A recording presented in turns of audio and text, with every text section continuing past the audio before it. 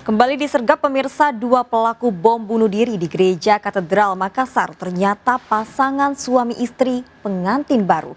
Keduanya dinikahkan 6 bulan lalu oleh seorang tersangka teroris. Petugas menggerebek dua rumah yang diduga menjadi lokasi tinggal kedua pelaku.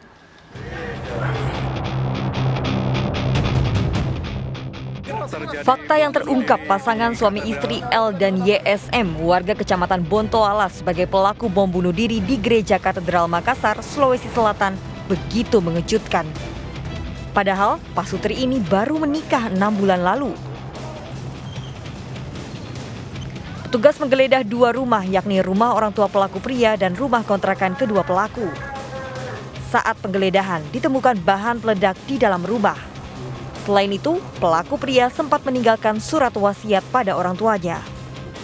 Yang perempuan ini adalah istri saudara L dan sudah kita identifikasi identik dengan sidik jari yang kita dapatkan. Beberapa bulan yang lalu, tepatnya 6 bulan, dinikahkan oleh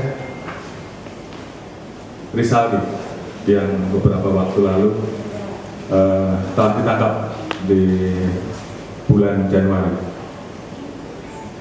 Rizaldi dan Zulfikar ini adalah kelompok JAD yang memiliki keterkaitan dengan peristiwa pengepungan di Gereja Katedral dulu. Fakta ini mengejutkan karena warga mengenal pelaku pria berusia 25 tahun sebagai sosok yang pendiam dan jarang bergaul. Ya, tidak ada masalah. Cuma pindah rumah karena dia kelas sama saudaranya sehingga dia pindah kos. Jarak dari rumah orang tuanya sekitar 50 meter. Sementara itu, kondisi sejumlah korban luka akibat ledakan bom bunuh diri di Gereja Katedral Makassar yang dirawat di RS Polri Bayangkara Makassar mulai membaik. Salah satunya Kosmas, pria 63 tahun, petugas keamanan gereja yang sempat menghalau pelaku masuk. Pasca ledakan bom bunuh diri, polisi menangkap 13 orang terduga teroris di Makassar, Jakarta, dan Bima, Nusa Tenggara Barat yang diduga terlibat pengeboman. Dari Makassar, Sulawesi Selatan, Tim Liputan iNews melaporkan. Pemirsa, wanita pengusaha bunga yang tewas di bak mandi rumahnya ternyata merupakan istri kedua dan baru 1 tahun menikah dengan terduga pelaku. Sang suami yang 10 tahun lebih muda ternyata merupakan pengangguran. CCTV merekam saat sang suami pergi mengendarai motor sambil membawa karung diduga berisi harta milik korban.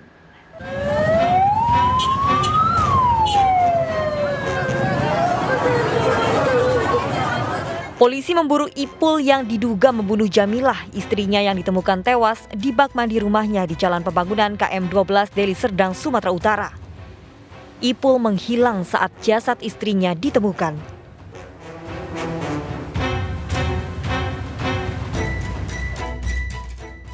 CCTV merekam saat Ipul pergi dengan mengendarai motor milik Jamilah, istrinya, sambil membawa karung goni diduga berisi barang berharga milik Jamilah. Pembunuhan ini mengejutkan keluarga dan para tetangga karena Jamilah dan Ipul baru 1 tahun menikah.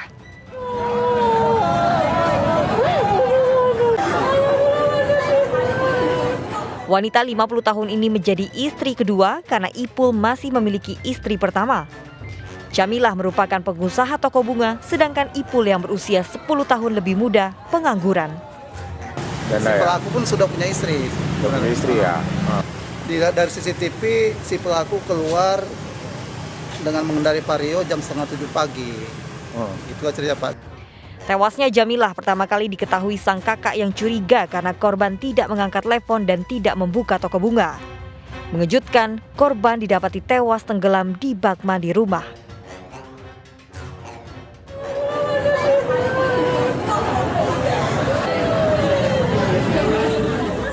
Anak korban menangis histeris. Jasad korban dimakamkan di Desa Payageli. Dari Medan, Sumatera Utara, Adi Palapa Harahap melaporkan. Kasus pembunuhan pria yang jasadnya ditemukan di lapangan bola dekat kantor polisi di Pasuruan, Jawa Timur terungkap. Pelaku ternyata teman sekolah korban yang ingin menguasai handphone dan motor milik korban karena terjerat utang.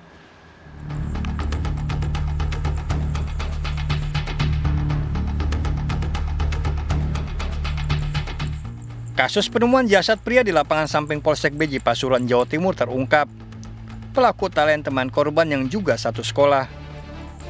Motif pelaku ingin menguasai HP dan motor korban. Pelaku TH 18 tahun berniat menghabisi korban saat keduanya janjian pergi. Tiba di lokasi kejadian, pelaku segera beraksi menggunakan senjata tajam yang dibawa pelaku dari rumah. Selanjutnya harta korban berupa HP dan motor dibawa kabur pelaku untuk membayar hutang. Yang bersangkutan tertarik untuk memiliki HP korban, memiliki kendaraan bermotor korban.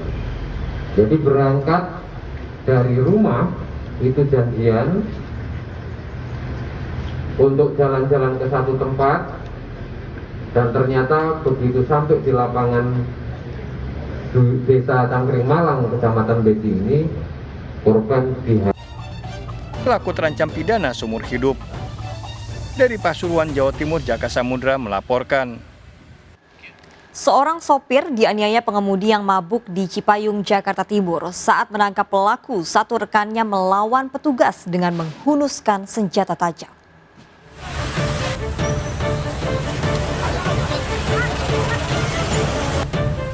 Seorang pria pengemudi mobil menganiaya pengemudi lainnya saat arus lalu lintas tersendat di Jalan Bina Marga, Cipayung, Jakarta Timur. Akibat ulah RP 30 tahun yang mabuk, D 62 tahun terluka di bagian wajah. Pelaku menganiaya korban setelah mobilnya terserempet. Kasus ini dilaporkan ke polisi hingga berbuntut panjang. Saat pelaku RP akan ditangkap, seorang rekannya melawan petugas dengan menghunuskan senjata tajam. Akibat upaya menghalangi penangkapan tersebut, FH 42 tahun pun ikut diciduk petugas. Petugas menyita mobil pelaku penganiayaan dan senjata tajam jenis pedang. Pada saat proses pengamanan, ada rekannya berinisial FH yang membawa senjata tajam, ini barangnya, membawa senjata tajam jenis pedang, kemudian mengacung-acungkan pedang tersebut kepada petugas, mengancam untuk membebaskan saudara RT. Meski sudah menyampaikan permohonan maaf, kedua pelaku terancam pidana. Dari Jakarta, Rio Manik melaporkan. Pemirsa, seorang residivis warga negara Bulgaria di Denpasar, Bali mencuri uang hampir 100 juta rupiah dengan merusak ATM. Pelaku pernah dihukum di negaranya karena melakukan perusakan mesin ATM. Pelaku beraksi seorang diri saat melakukan pencurian.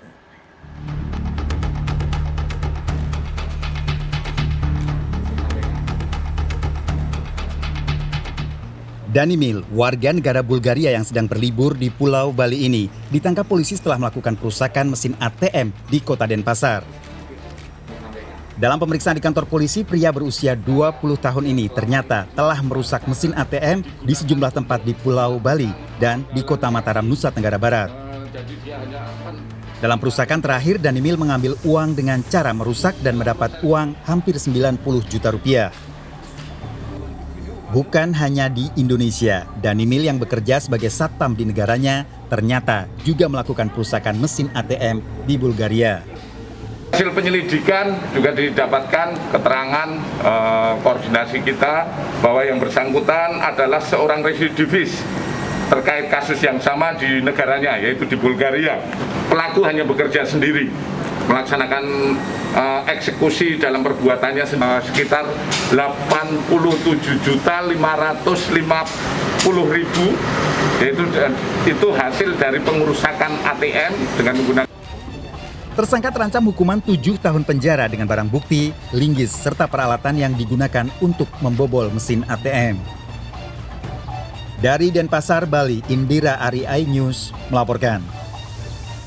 Seorang ibu sambil menggendong anaknya mencuri uang di sebuah warung makan di Boyolali, Jawa Tengah. Aksi pelaku terekam CCTV.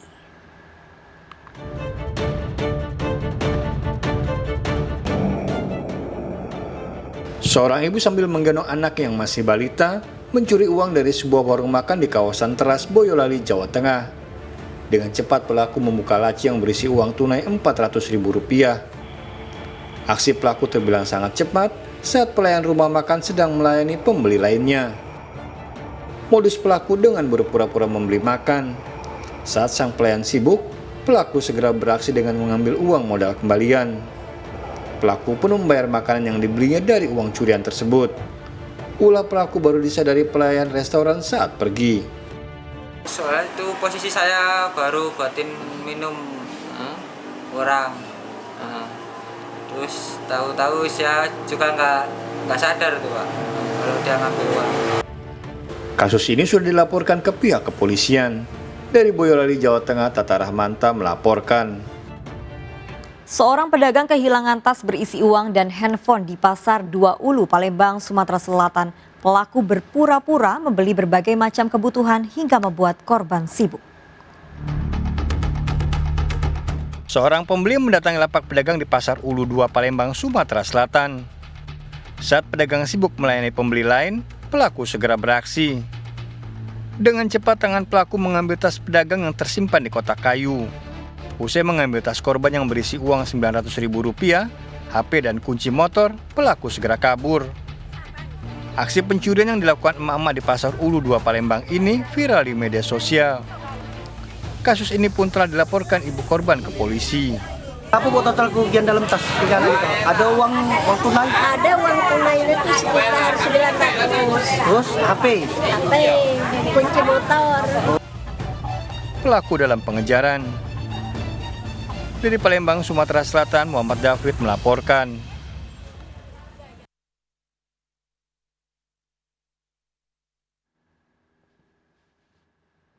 Pemirsa, seorang remaja tewas setelah nekat memberhentikan truk tronton di Tangerang Selatan, Banten. Pelaku beraksi bersama temannya hanya demi konten unggahan di media sosial. Aksi memberhentikan truk sengaja direkam pelaku berharap bisa viral.